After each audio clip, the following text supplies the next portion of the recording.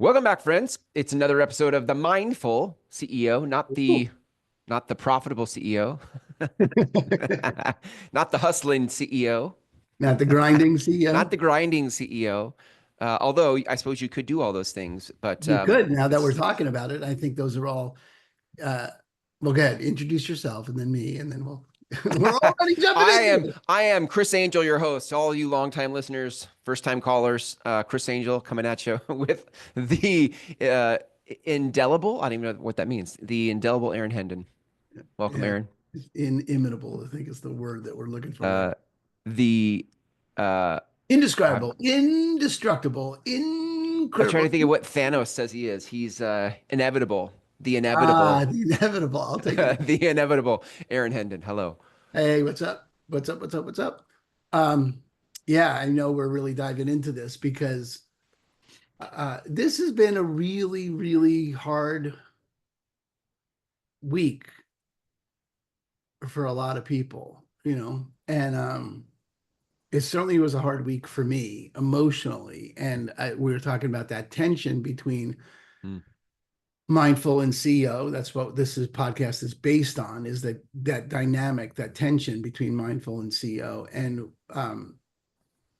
you know, I'm I love divesting myself of my emotions. mm, And I mm. think that's a really common uh pitfall, but common practice for us as CEOs is the numbers. What do the numbers say? Let's go. Let's go. Number, how many contacts? Let's go. How many Right. closings? What do you got? And there's that grind. That's where the Mm, grind comes from. That's where the hustle comes from. Head down until you do yep. that. And um, there's no space Mm, for feelings. And my entire attraction to the work that you and I have connected through Landmark is super high, heady intellectualization of the situation, which leads to understanding. yeah. And understanding, Mm, when we talk about it, certainly over my years and years and years of training at Landmark, one of the very, very first conversations that I can remember my form leader having with me was, understanding is the booby prize. mm, That mm, we get an understanding of something and then we think, mm, I'm going to use the word, we grok it, but that's not grokking it. That's not mm, living it. That's not having the full experience of it. And the full experience of it involves how we feel about it. And then the other sort of problem is that once you get into saying the word how I feel about it, we slip all the way down the other side into the mm, mm, woo-woo mm.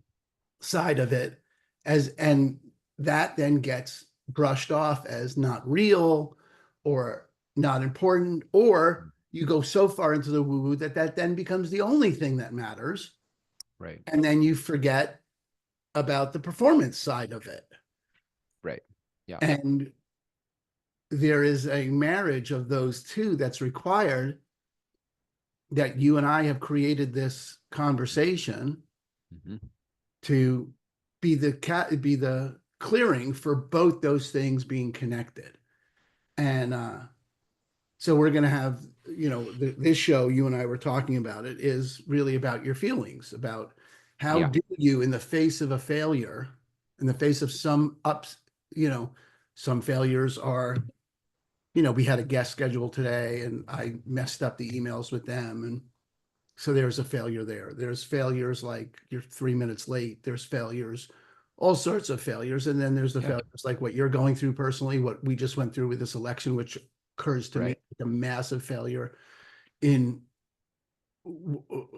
delivering, and the possibility of delivering the values that are important to me, of kindness and Mm, understanding, mm, and it's just a massive failure of that. And so there's just a ton to talk about. mm. Just a ton, and I don't quite, but I wanted to get into it from this particular perspective of feeling your feelings, of what to do with your feelings so that they can actually um, uh, become I don't want to say useful, Hmm.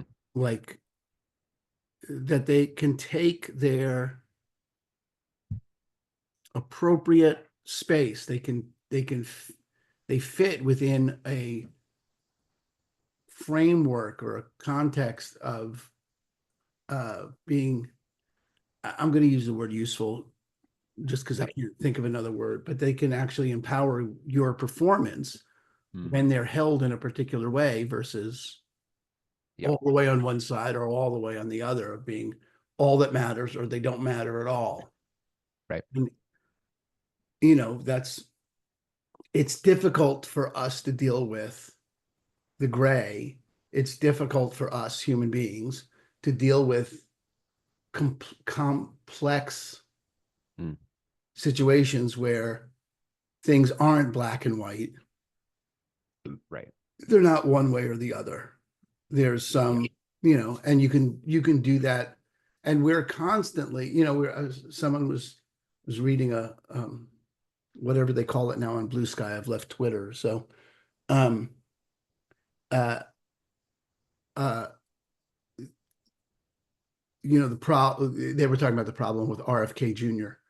and vaccines. And there's a gray in there. There's a conversation to be had about, okay, well, why do we have 3 times the number of recommended vaccines? Or can we talk about the way big pharma has, or the food pyramid has been completely dominated by Hmm. food companies that, the fact that dairy is so high on the food chart is 100% a function of Hmm.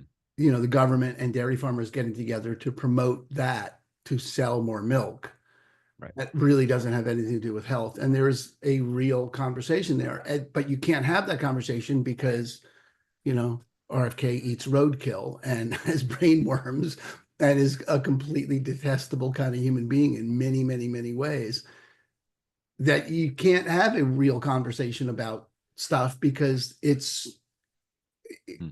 the problem with the current, what passes for what we name political discourse, although it's not political discourse, Yeah. Right.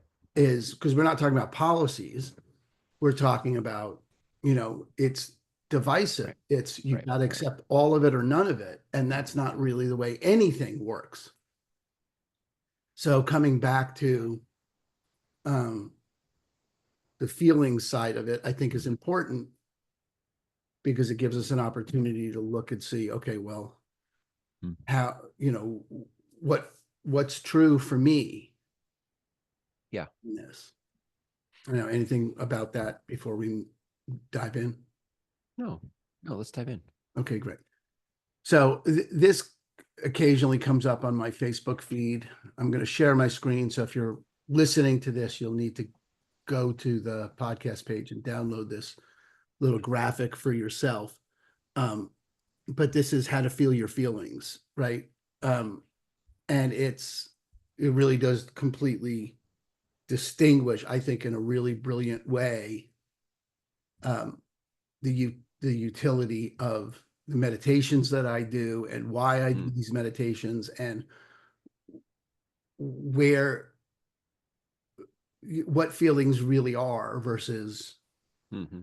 um, what they occur like. So because mostly they feel like if I feel depressed or upset or angry, I there's no way to handle that. There's no way to hold that in a Hmm. way that works. I have to go, okay, well, just push that aside. And now I'm Right. going to go perform. And now I'm going to Hmm. go do stuff because it doesn't matter how I feel about it. I got to go do it versus no, give the feelings their appropriate space Hmm. and you can move on without the attempt to suppress them because they're going to come out. You aren't going to, if you're talking about lead, we do this all the time when we talk about lead gen, it's going to come out. Hmm. It's going to get communicated one way or the other. So having a mature way of holding our feelings matters. Hmm. So this is a really useful model, I think, for how to feel your feelings, right? So, an unpleasant feeling arises. The upset I had toward the election, right? Yeah. By the way, for those listening, like Aaron's now reading what's on the screen here. So, Yeah, right. yeah, So keep going.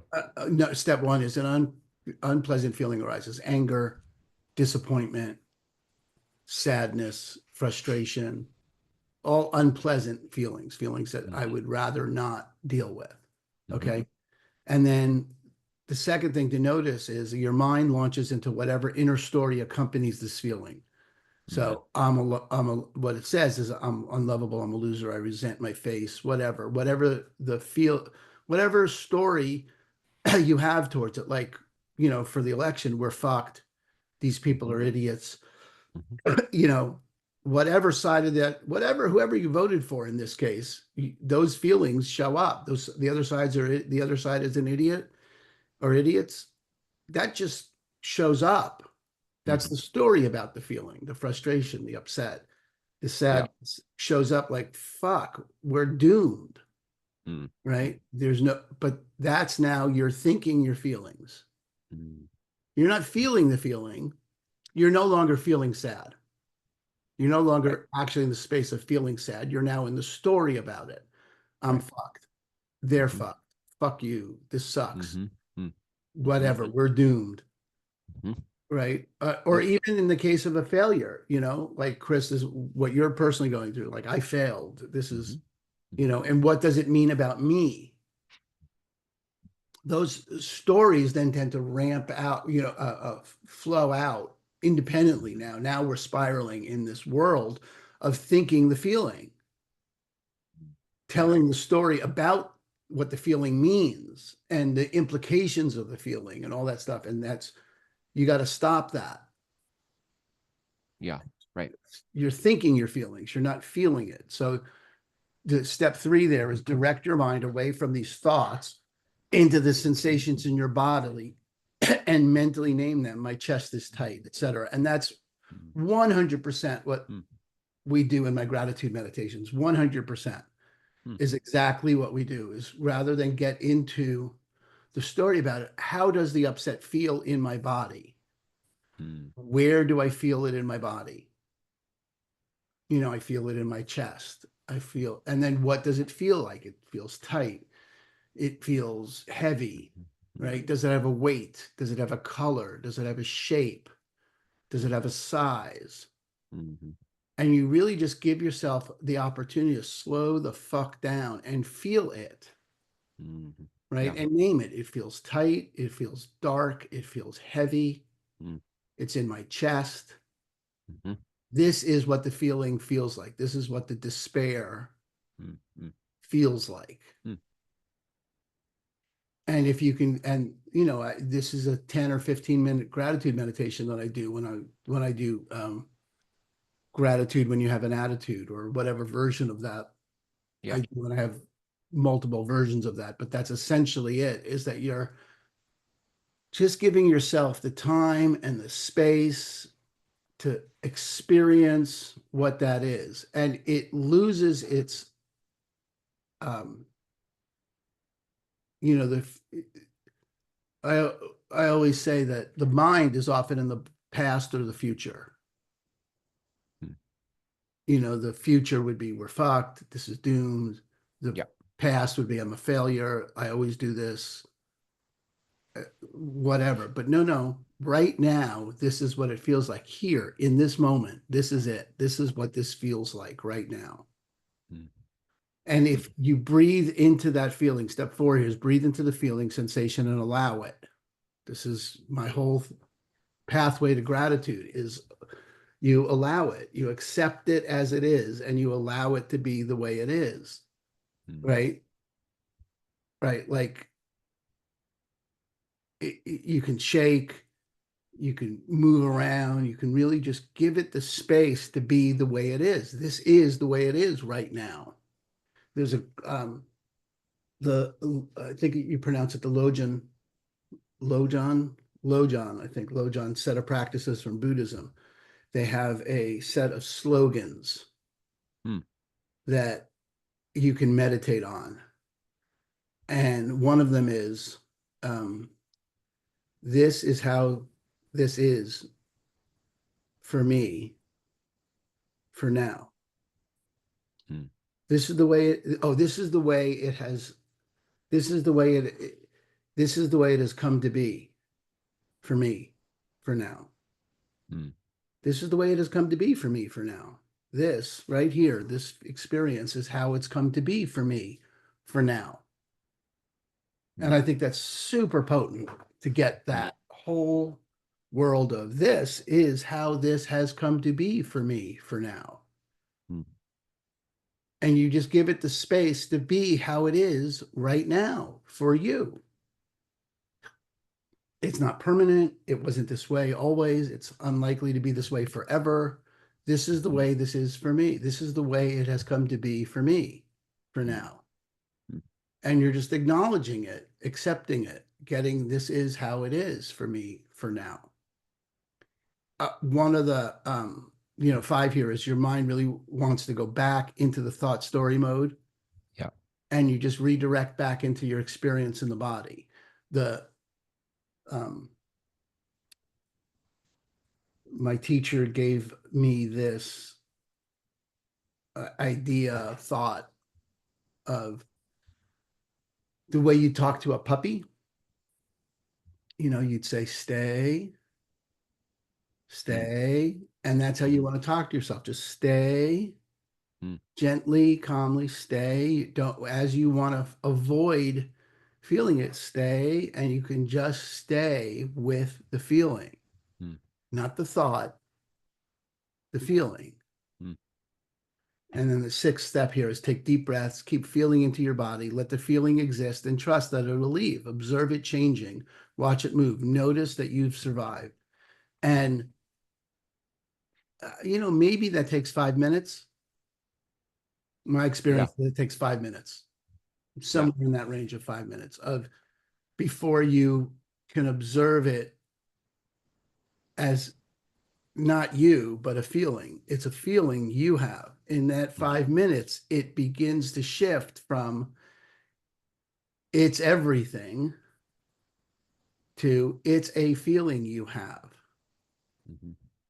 And as you begin to get that you've survived it, then around the edges of it begin to become other spaces.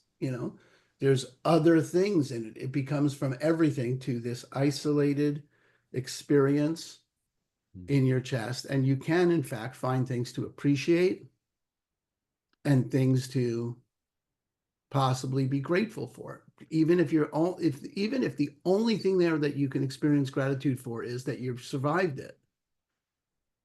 Hmm. And Yeah. in that space, you can then begin to notice that you both have the feeling of despair, let's Yeah. say, and you have the feeling of appreciation or gratitude for your Hmm. strength, for your willingness to look, for your capacity to hold it all, and that you have more than just that feeling. Hmm.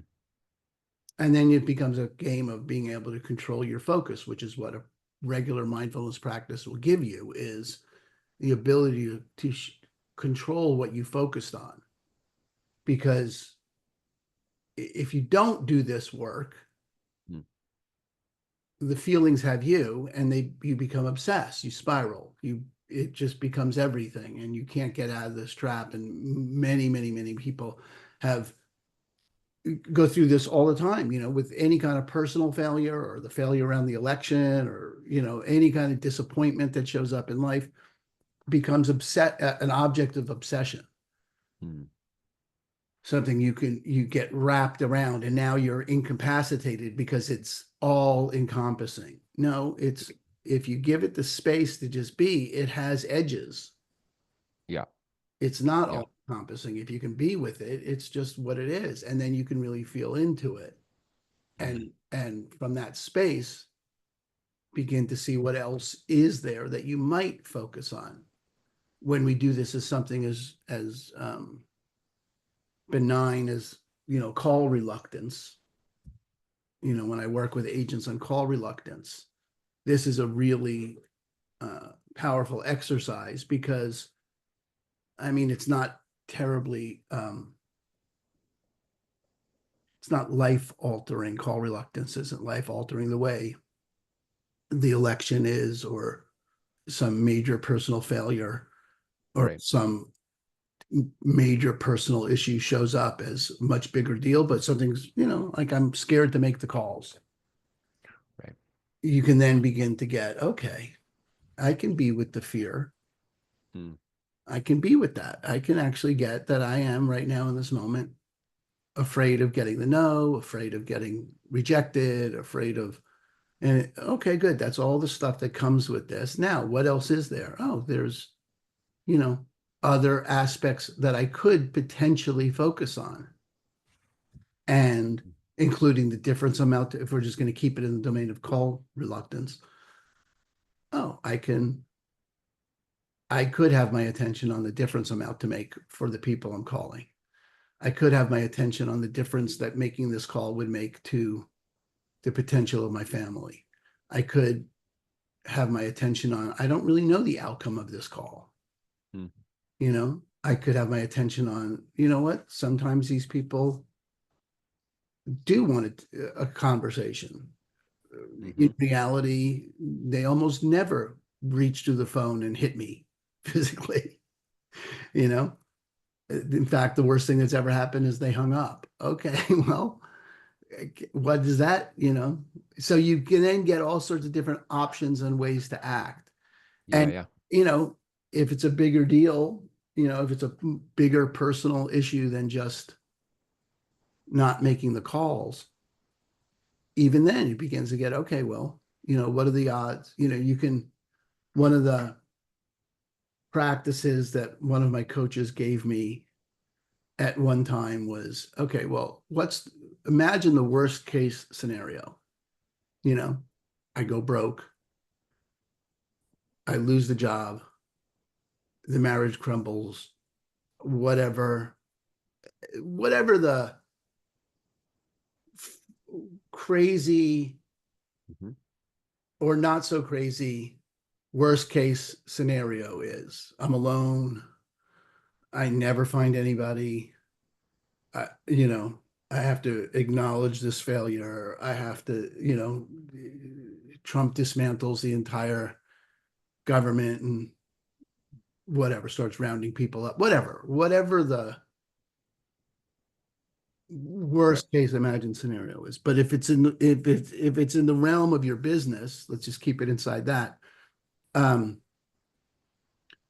you know, how long would it take you to, if you started today from that space, that worst case scenario, how long would it take you to get back?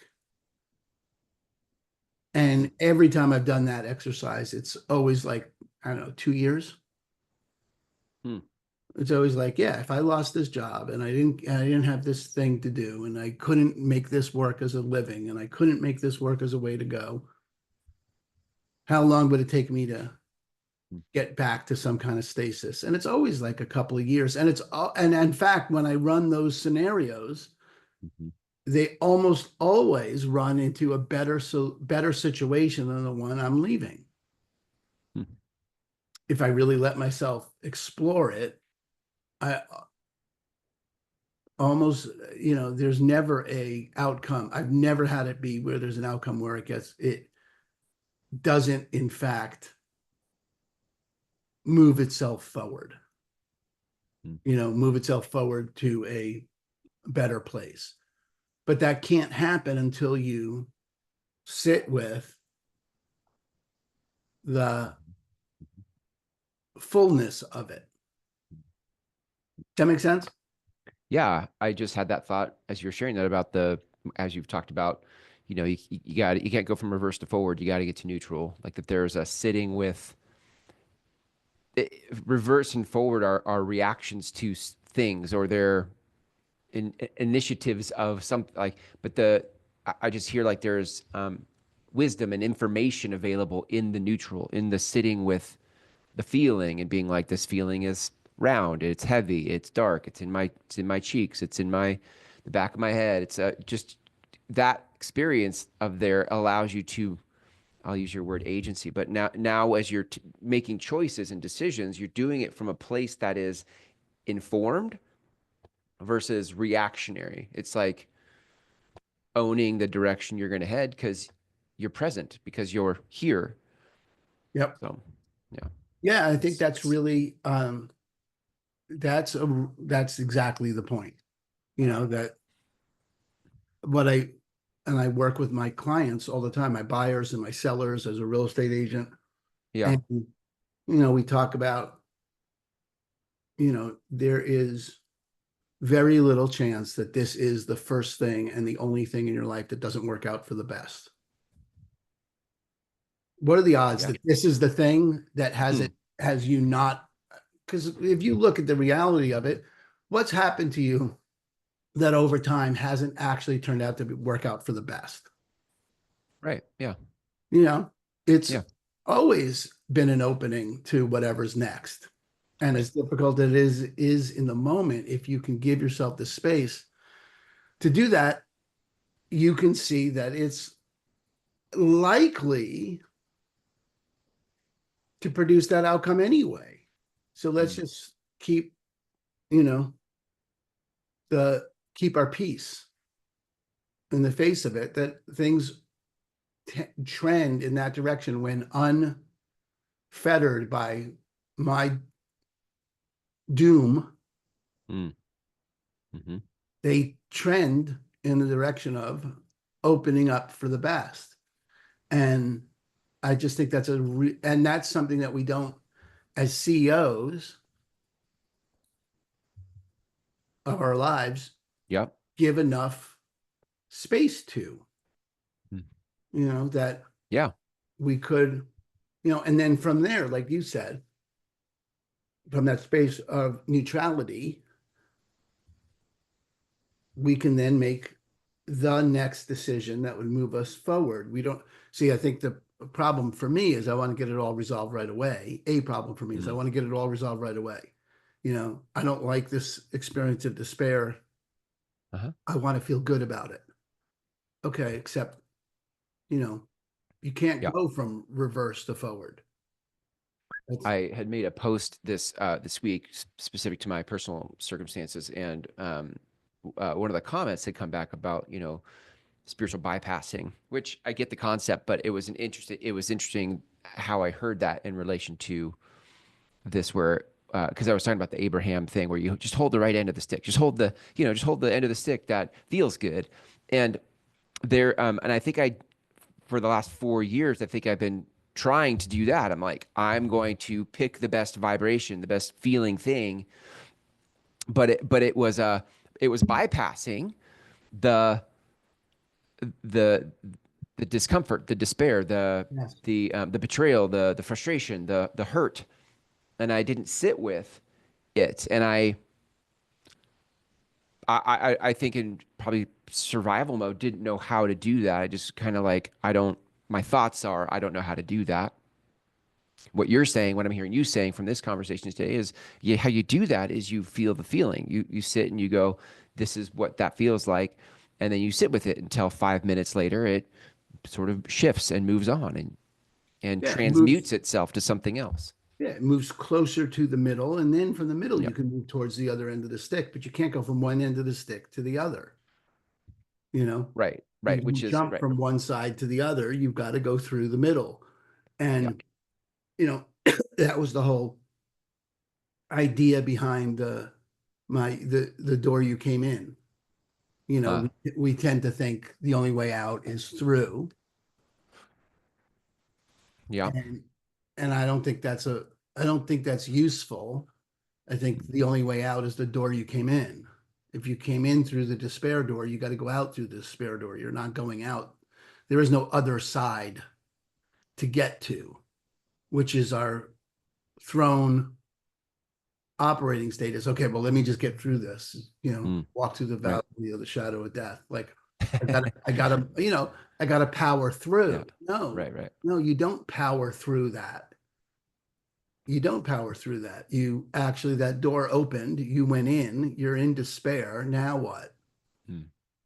Okay, let's just sit there for a minute and go, okay, do I want to stay in this room? The only door is the one you came in. Okay, and then I can go back out through that door if I'm willing to sit with the Right. stuff, Mhm. then I can go, okay, well, now do I want to stay here or not? But I think we're just really, certainly, I'm certainly thrown to that. My takeaway so far on this election uh, was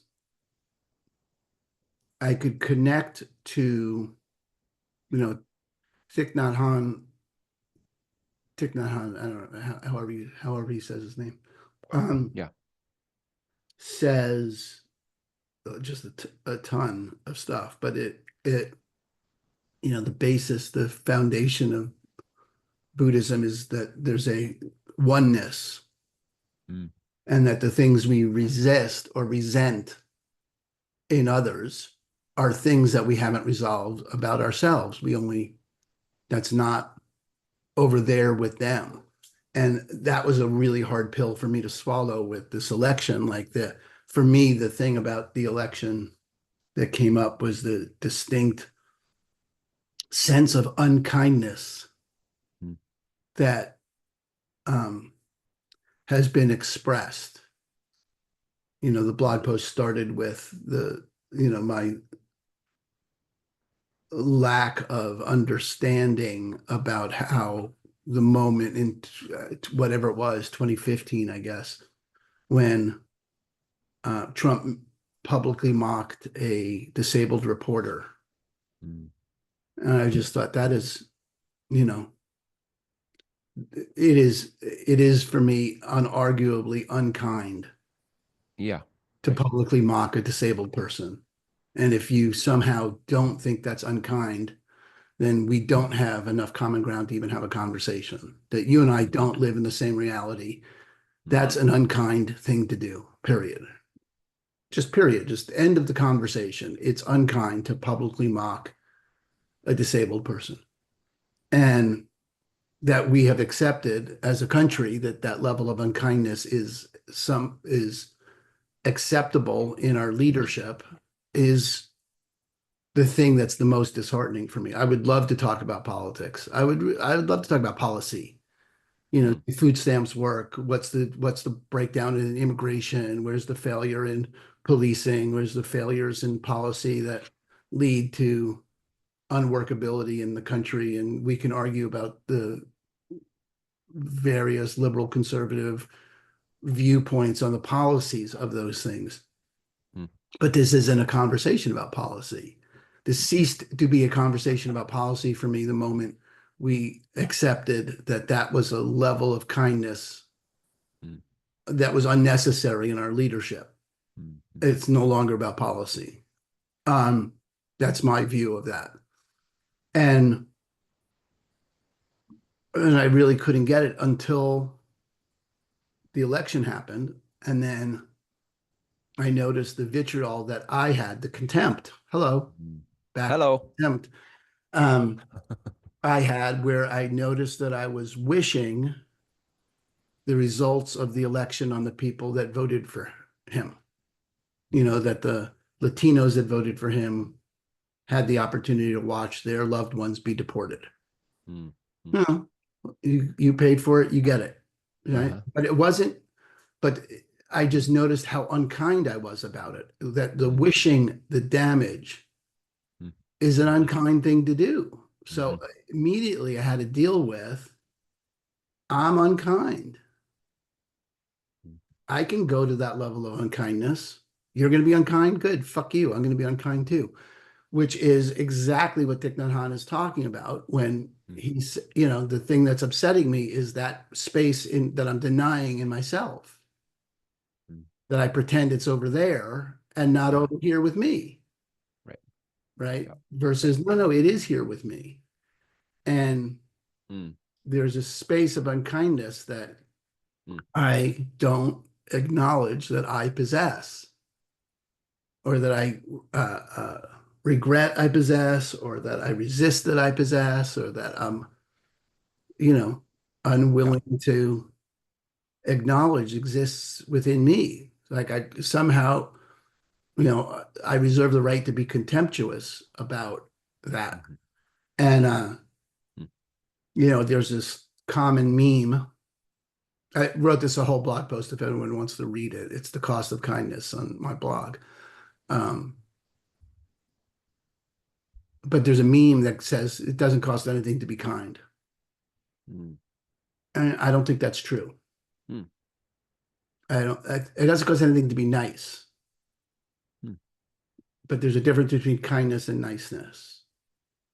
And, the example for kindness, the difference is the generalization that I think fits for illustrative purposes is, people on the West Coast are nice but not kind, and the people on the East Coast are kind but not nice.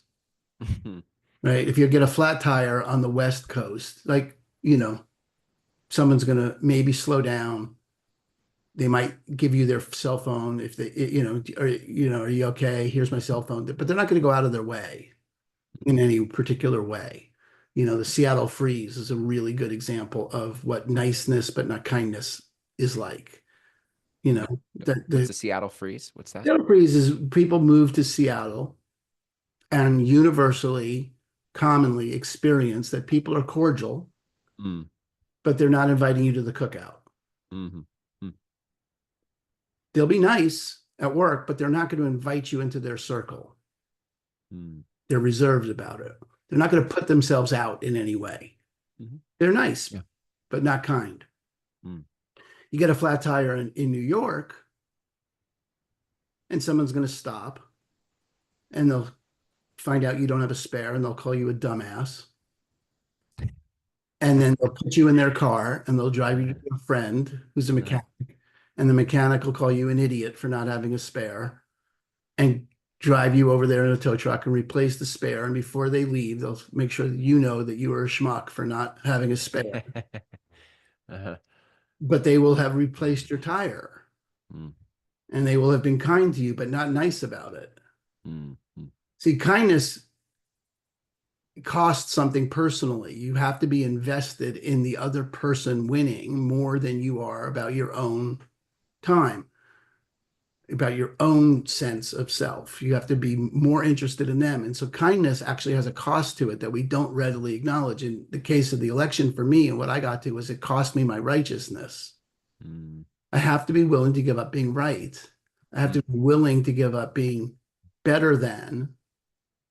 And Yeah. if I'm not willing to give up being righteous, I'm not willing to be, under really accepting, then I'm just going to be nice about it, but not kind. Mm.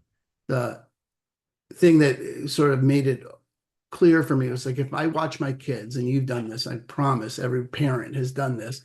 You watch your kid leaning back in a chair Uh-huh. and you say, don't lean back because you're going to fall. Uh-huh. And then the kid laughs at you Uh-huh. and keeps leaning back. And at some point, you, certainly me, go, okay, well, fuck around and find out. Right. Right. But there's no unkindness in it. There's no, I hope he falls and hurts himself. Mm. There's no, I hope, I certainly don't want there to be blood. I don't want there to involve Right. a hospital. I'm not wishing unkindness on him, Mm-hmm. but I'm not going to be nice about it either. I'm going to be like, look, you're going to find out about that. Mm-hmm. And I think I think that's the line for me is I can be kind about it. Yeah. I don't have to be nice about it, but I don't have to, but I certainly cannot exclude myself from the necessity of generating the kindness that I would like to see people have. And I can't do it if I'm unwilling to give up my personal sense of righteousness. Like I wish this upon you, you dumb fucking piece of shit. Mm-hmm. I would never be that with my kid. I'd let them play with the chair, Yeah. at some point. It's like, okay, look, obviously you need to find out about this for yourself. And when you do, I'll be there to pick you up because I love you. Mm-hmm. And I think there's that for me as far as I've gotten in terms of how do I resolve the potential results of this election, because no one knows what the future is. Who even knows? Who fucking knows how this whole thing plays out?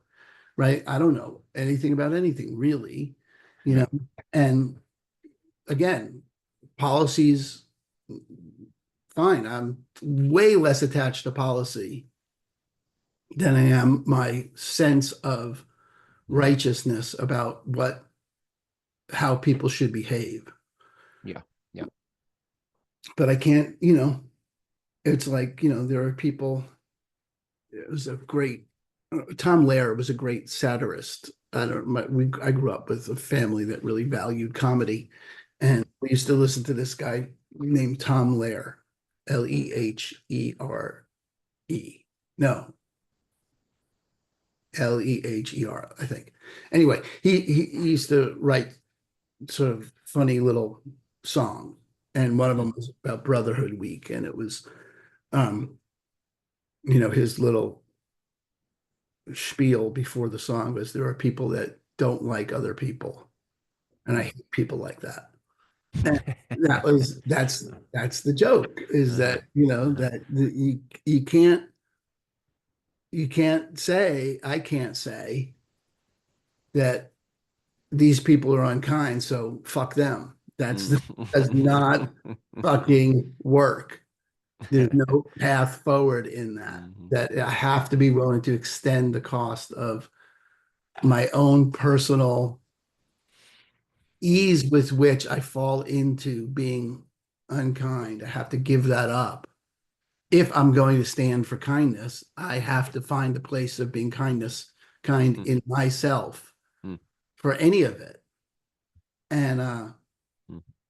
and then there's tons of historical examples of people that we look up to as models of having done that. Viktor Frankl in the Holocaust, or Nelson Mandela in in Robben's Island. Their relationship to their captors Mm. was far more generous than I would be, Mm. than I know myself to be. Except there was people for whom I think are role models in terms of how to handle adversity, and they're both, in the world of their captors, are human beings with shit going on, and they're not going to play the game that they are wishing the captors wouldn't play. Right. Um, and then to wrap that thought up around the mindful CEO, I think that's a big place for us as CEOs, as people, managing people and people with visions that we're out to fulfill in the world. We got to keep a check on our own willingness to fall prey to Mm. the thing we're resisting, and Mm. that thing about feeling your feelings is a really, really useful place to start, so Yeah. that it doesn't become overwhelming to us. Mm. Yeah. Yeah. Beautiful. Yeah, I think we can wrap that there. I think this Yeah. is a really interesting conversation. I'd love to hear from people what they hear in this, what they take away from this, because I think this is, the a I don't want to say it's the only way forward, but it is it's a way forward with kindness, and that matters. Right. There you go. Yeah. Yeah. Beautiful. I love that. That was helpful for me today. Just on Good. the spaces I'm in and what I'm, feeling and up Yeah. to. And um, yeah, it's good. Great.